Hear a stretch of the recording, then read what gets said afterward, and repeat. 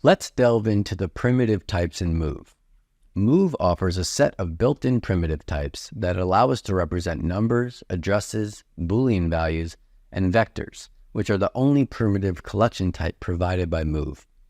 It's important to note that Move does not have string types or floating point numbers, but fear not, as we can achieve powerful functionality with the available types. Let's now explore the world of integers in Move. Integers are essential for performing numerical operations and representing numeric values in smart contracts. Move supports various unsigned integer types, each with its own range and size. Let's take a closer look at these types and how we can work with them. Move offers a range of unsigned integer types, including U8, 16, 32, 64, 128, and 256 bits. These types allow us to represent whole numbers without a sign. Think of these types as containers that can hold different sizes of whole numbers. Each type has a specific range that determines the maximum value it can store. Imagine you have a set of differently sized buckets, where each bucket has a label indicating its size. The smaller buckets can hold a limited number of marbles, while the larger ones can accommodate a greater number. Similarly, U8 is like a small bucket that can hold values from 0 to 2 to the power of 8 minus 1, while U128 is like a large bucket that can hold values from 0 to 2 to the 128th power minus 1. Let's take a look at an example to illustrate their usage in Move. In this code, we explore different ways of defining and using variables of various integer types. The first line declares a variable a of type U8 unsigned 8-bit integer, but does not assign a value. The value of a is set later to 10. Next, we define another variable of a of type U64 unsigned 64-bit integer and initialize it with the value 10. This demonstrates how to explicitly specify the type during variable declaration. In the third line, we use simple assignment without explicitly defining the type. The compiler infers the type of a based on the assigned value, which is 10 in this case. In the fourth line, we again use simple assignment, but this time we explicitly define the value type as U128, unsigned 128-bit integer. Moving on, we use the variable a in an if condition. Integers can be used as constant values in function calls or expressions. Here, a less than 10 is used in the if condition, which evaluates whether the value of a is less than 10. Lastly, we demonstrate specifying the type when making the comparison in the if condition.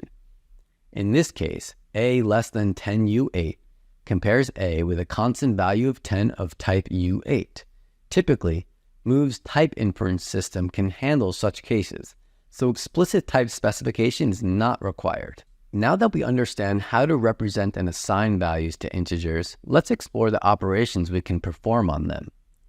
Move supports various arithmetic and bitwise operations for working with integer types. Imagine you have two buckets filled with marbles representing integer values. Arithmetic operations, such as addition and subtraction, allow you to combine or separate marbles from these buckets.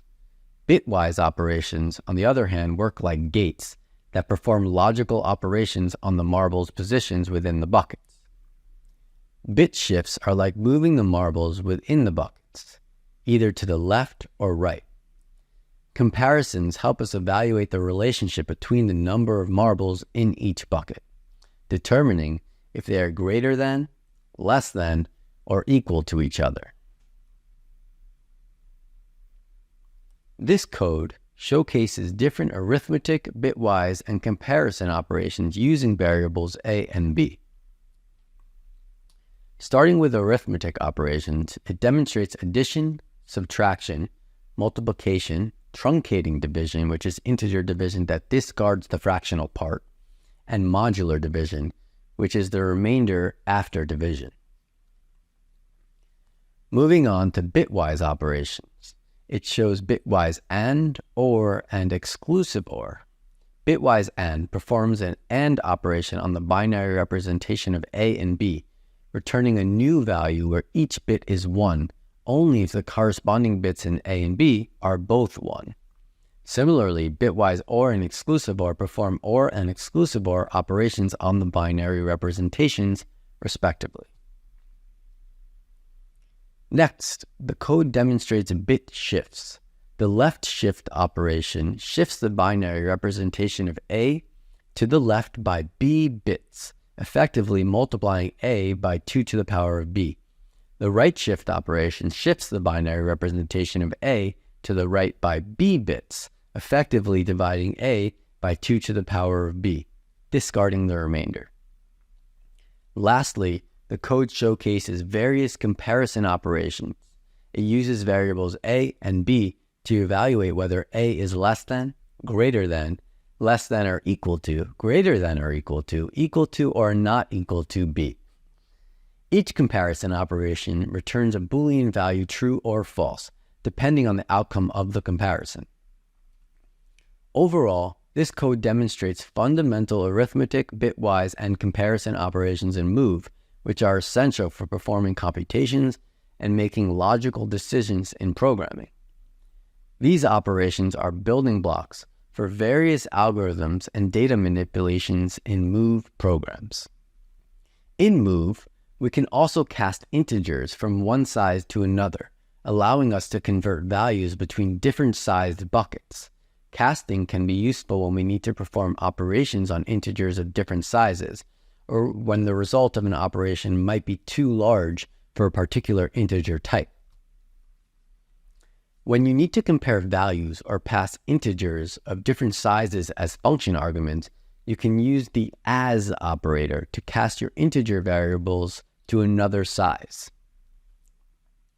Imagine you have a set of differently sized containers, each holding a specific quantity of marbles. Now, let's say you want to compare the number of marbles in two containers, but they are of different sizes. To make a fair comparison, you can use the as operator to temporarily resize one of the containers, allowing you to compare their marble counts accurately. Here's an example to demonstrate its usage in Move. In this code, we have two variables, A and B, with different integer data types. A is of type U8, unsigned 8-bit integer, and has the value of 10, while B is of type U64, unsigned 64-bit integer, and has the value 100. Since they have different data types, we need to ensure that they are of the same size to perform a valid comparison.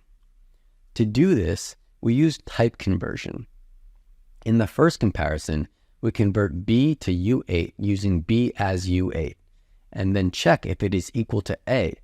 In the second comparison, we convert A to U64 using A as U64, and then check if it is equal to B. These type conversions allow us to compare the two variables properly.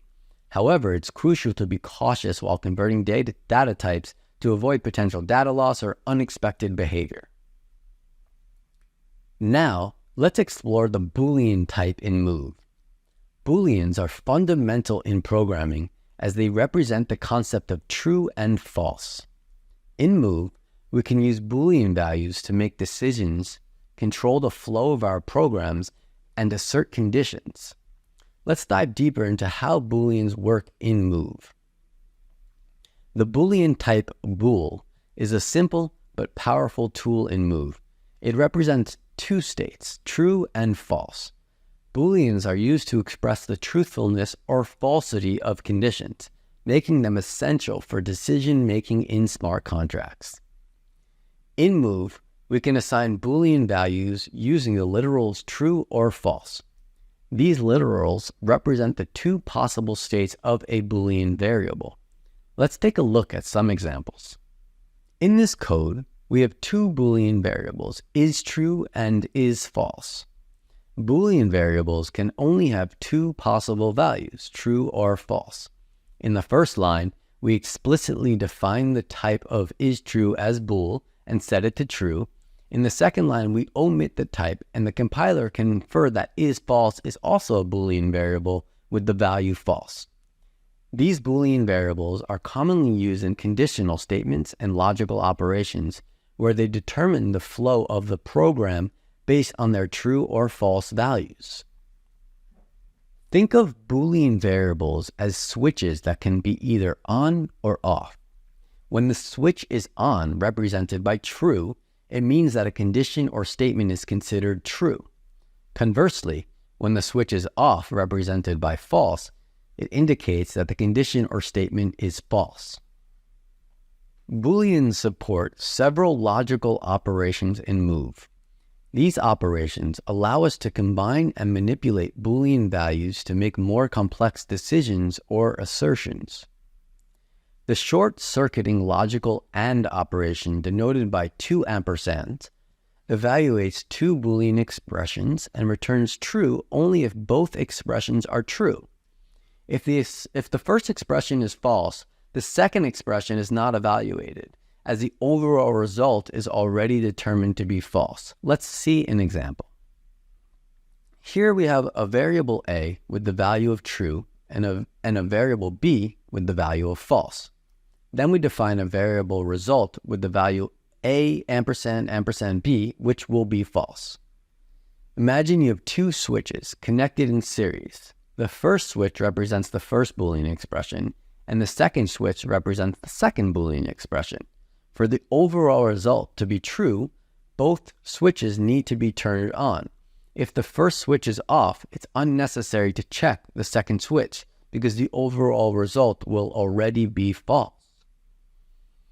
The short-circuiting logical OR operation, denoted by two pipes, evaluates two Boolean expressions and returns true if either of the expressions is true. If the first expression is true, the second expression is not evaluated, as the overall result is already determined to be true. Let's see an example. Again, we have a variable a, which is true, b, which is false, and result is equal to a or b, so the result will be true. Imagine you have two switches connected in parallel. The first switch represents the first Boolean expression, and the second switch represents the second Boolean expression. For the overall result to be true, at least one of the switches need to be turned on. If the first switch is already on, there is no need to check the second switch because the overall result will already be true. The logical negation operation, denoted by an exclamation point, reverses the Boolean value. If the Boolean expression is true, the result will be false. And if the Boolean expression is false, the result will be true. Let's see an example. Since a equals true and result is equal to not a, result will be false. Think of the logical negation operation as a switch that can invert the state of another switch. If the original switch is on, the resulting switch will be off. And if the original switch is off, the resulting switch will be on. Boolean values are crucial in controlling the flow of our programs. We can use them in conditional statements like if and loops like while to determine which block of code should be executed based on the condition. In this code, we have a Boolean variable called condition set to true. We use this variable in an if statement, which checks whether the condition is true or false. If the condition is true, the code block inside the if statement will be executed. If the condition is false, the code block inside the else statement will be executed.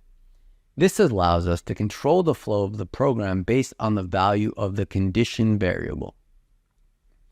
Next, we have a while loop that also depends on the value of the condition variable. As long as the condition is true, the code block inside the while loop will be executed repeatedly. Once the condition becomes false, the loop will terminate and the program will continue with the next lines of code after the while loop. If statements and while loops are fundamental control structures in programming, allowing us to make decisions and repeat actions based on certain conditions, making our code more dynamic and flexible. Think of conditional statements as doors that open or close based on the state of a switch. If the switch is on, the door representing the if statement opens, allowing access to a specific block of code. If the switch is off, the door representing the else statement opens, providing an alternative block of code to execute. Similarly, loops continue executing as long as the switch remains on, only stopping when the switch is turned off. Now, let's explore the address type in Move. Addresses play a vital role in Move as they represent locations or accounts in global storage. In this section, we'll learn how addresses work, their syntax, and how they are used to interact with global storage operations. Let's dive in. The address type in Move is a built-in type used to represent locations in global storage. It serves as a unique identifier for specific accounts or modules. Address values are 128-bit or 16-byte identifiers and are intentionally opaque, meaning they cannot be created from integers, modified, or used in arithmetic operations. This design choice ensures that Move supports static verification and enforces secure and predictable behavior. Addresses in Move come in two flavors, named and numerical. Named addresses can be used in place of numerical values in any spot where addresses are required. On the other hand, numerical addresses are valid U128 numerical values that can be used directly as address values. Named addresses allow us to use identifiers in place of numerical values when working with addresses. These named addresses are declared and bound as top-level elements in Move packages or pass as arguments to the Move compiler. It's important to note that named addresses only exist at the source language level and are fully substituted for their value at the bytecode level. Let's look at some examples to better understand named addresses.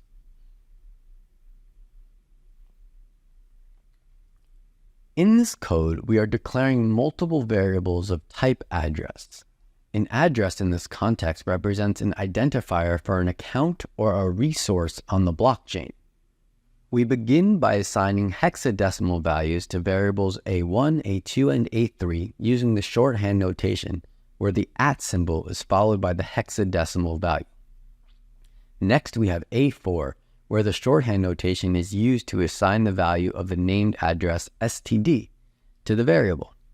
Addresses can represent modules, and std is a special module in the Move language which contains standard functions and types. A5 and A6 demonstrate that the shorthand notation can also be used with decimal values. For example, @66 is equivalent to the hex 42, and @hex 42 is also equivalent to hex 42. In this case, both A5 and A6 end up with the same value. Overall, the shorthand notation simplifies the process of assigning and representing addresses in the code, making it more concise and easier to work with. Think of named addresses as labels that we can assign to specific addresses. It's like assigning a name to a house or a building. We can refer to the location by its name, making it easier to remember and use throughout our code.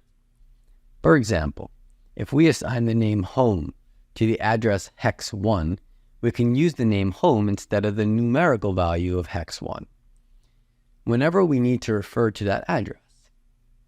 One of the primary purposes of address values is to interact with global storage operations in Move. These operations allow us to read, write, and manipulate data stored in global storage. Think of global storage as a massive storage room where each address represents a specific storage compartment. Now, let's explore the vector type in Move. Vectors are essential for storing collections of values that can dynamically grow or shrink. In this section, we'll learn about vector literals, common use cases for vectors, and important vector operations. The vector type is the only primitive collection type in Move. It allows you to store a collection of values of the same type. Vectors can grow or shrink by adding or removing values at the end.